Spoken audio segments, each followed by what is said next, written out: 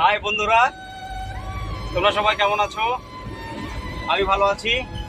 এখানে আমার দুই চাঙ্গু মাঙ্গু আছে, প্রবীণ আর মধুচূদন বাবু, তারা ভালো আছে।